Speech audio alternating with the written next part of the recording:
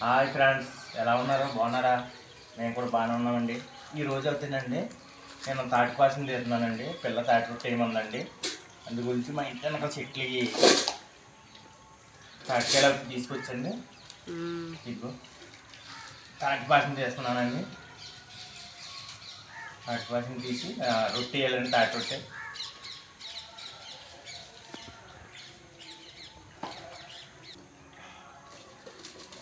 తాటిపప్పు వేయడం వేస్తానండి. మా ఆవిడకి రాదండి, ఎందుకంటే మా అమ్మగారు తాటిపప్పు వేసేటప్పుడు బాగా వేసేదండి, నేను చూసుకోండి. అందు గురించి నాకు వేయడం వచ్చండి. తాటిపాసం అయితే తీస్తున్నామండి, ఎందుకంటే మా అమ్మగారు వేసేదండి. తాటి రొట్టె చాలా బాగుండేదండి. మా ఆవిడకి అయితే రాదండి తాటి రొట్టె వేయడం. ఇదండి తీస్తున్నానండి పాయసం. అంటే నాకు తెలుసండి వేయడం, అందు గురించి. మా అమ్మగారు ఉన్నప్పుడు అత్తనేమోనండి తీసి వేసేదండి. ఆవిడ చూసివ్వనండి చిన్నప్పుడు, అది జ్ఞాపకంతో నేను కూడా తీస్తున్నాను.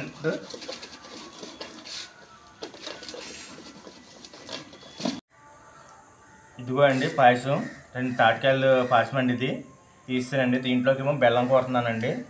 బెల్లం తగినంతగా స్వీట్ తగ్గట్టు కూరుకోవాలండి, వేసుకోవాలి. తర్వాత ఏమో ఇడ్లీ పిండి కలుపుకోవాలండి. దీంట్లోనూ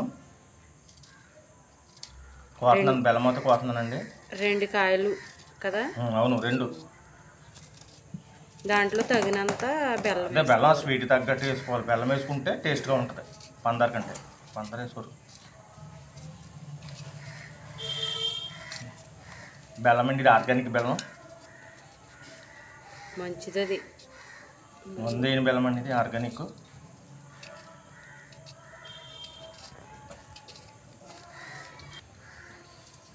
ఇదిగోనండి తగినంత బెల్లం, స్వీట్ తగ్గ బెల్లం కూరేసానండి. తర్వాత ఇప్పుడు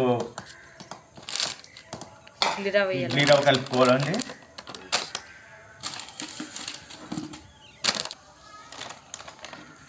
ఒక కప్పు వేసావా? ఒకటి వేసాను. ఒక 4 కప్పులు వేయాలి దీంట్లో.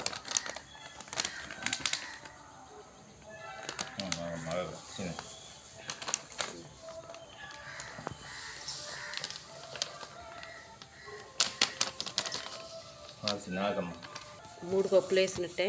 3, ఇది 4ది. 4దే. 2 తాటికాయలకి 4 కప్పులు. ఇప్పుడు 4 కప్పులు అయితే వేసానండి పిండి, ఇడ్లీ పిండి. ఇప్పుడు కలుపుకుంటున్నానండి. ఆ బెల్లము, ఆ పేస్టు అన్నీ కలపాలండి. దీన్ని ఒక 10 నిమిషాలు పక్కన పెట్టుకోవాలండి. తర్వాత అప్పుడు కొద్ది సరిపోలేదమ్మా, 4 సరిపోలేదు అయితే. 4 సరిపోలేదు మరి. ఇది ఎక్కువ వచ్చింది కదా పేస్ట్, మంచిగా. ఇంకో కప్పు వేయండి అయితే. 5 కప్పులే. కప్పులన్నీ ఏముంది కానీ దాని పేస్ట్ తగ్గట్టు వేసుకోవాలి. కొలత కాదు కదా, పాయసం తగ్గట్టు వేసుకోవాలా?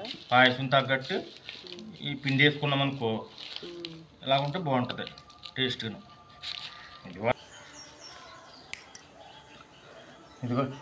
ఇదిగోండి తాటి పాయసమును, బెల్లమును, ఇడ్లీ రవ్వ కలిపేసిన పిండి అండి. ఇది ఇలా కలిపేసి పెట్టుకోవాలండి. 10 నిమిషాలు పక్కన పెట్టుకుని అప్పుడు ఒకటి తీసుకునండి. కొద్దిగా ఆయిల్ తీసుకురామ్మా.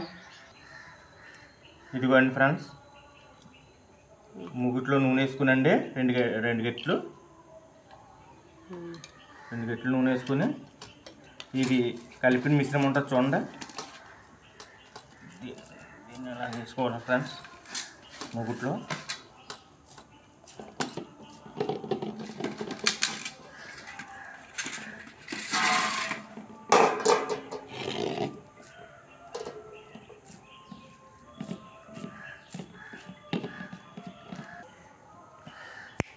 ఇదిగోండి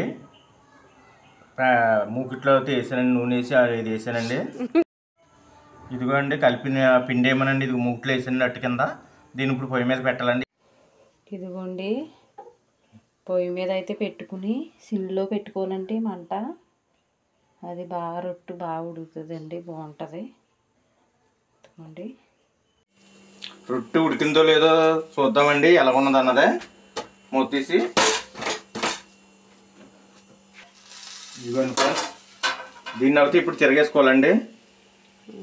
సన్న మంటలో బాగా ఉడికిందండి ఇది, సిమ్లోను.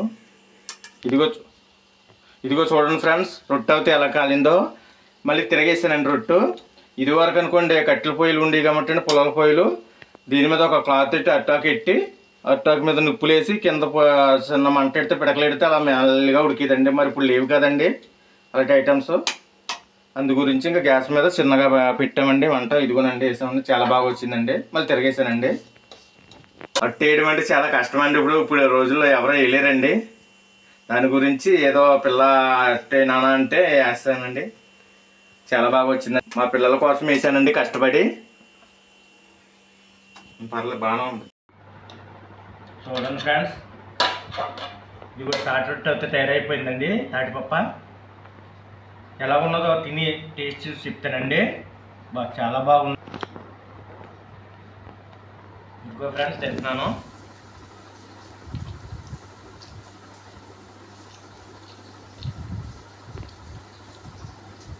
చాలా బాగుంది ఫ్రెండ్స్, చాలా టేస్ట్గా ఉంది. ఎందుకంటే బెల్లం గట్ట వేసాం కదండి, అందుగురించి చాలా స్మూత్గా ఉంది, బాగుంది. సో మా వీడియో చూసి ఫ్రెండ్స్ లైక్ చేసి షేర్ చేయండి ఫ్రెండ్స్, కామెంట్ చేయండి ఫ్రెండ్స్.